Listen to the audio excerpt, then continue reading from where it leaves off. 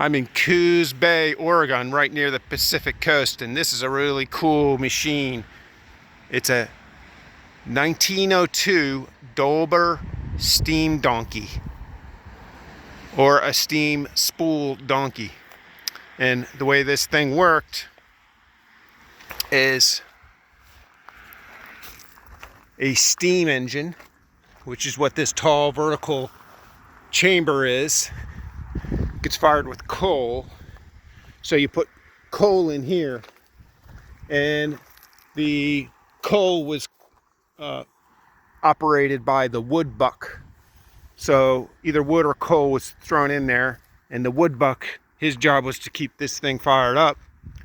Water would go up here in the top, and then this thing here is a reciprocating piston. It's going up and down. Then on here, on the right, is a handle to actually engage the piston and let the flow of steam, which is coming across that pipe. It's basically a valve to allow the steam to move, and then this piston to start reciprocating. It would reciprocate, go up and down, and drive this wheel here, make it rotate like that. And then there's a cog in here that converts the lateral rotation into a vertical axis rotation. So this whole wheel here is the place where the cable would get wound up, the spool, and they could spool up the cable that was attached to the log. They call these dogs. And there would be a guy that runs out with this cable out into the woods somewhere, and a dog man would attach those hooks into the side of a log, and then the steam operator would engage this wheel and wrap up the cable, bring the log along back to the front, close to the machine. Highly dangerous machine. People lost their arms and legs on it. And a couple other terms of jargon here.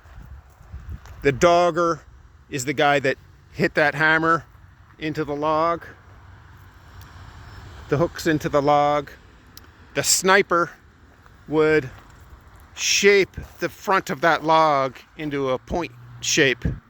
It's not done correctly in this example. So this museum, the Coos History Museum, did a great job displaying it, but that log should be pointed because it needs to drag through the forest or over logs and not get stuck on anything. So the sniper, his job would be to shape it with an axe so it would slide along the forest floor. And the donkey puncher, he would stand up here and operate that handle and sort of be the guy in charge. He would also monitor the steam gauge and tell the guy putting wood in, give me more wood, more steam. The wood buck, that was his job, was to keep filling that up. And the spool tender, that's the guy that would manage this spool getting wound back up, and when it's time to disengage that handle and let the spool back out, they would have to go run that back out into the woods and grab the next log. Really cool machine. Built in 1902. It got sold in 1905 until 1950. It was running in the Coos County Forest, not far from here, and up the Coos River. And this got donated to the Coos County Historical Society, which is where it's now sitting, and then finally donated by the Mensa Corporation to North Bend in '94. And it's not far from where it operated. There's Coos Bay out there.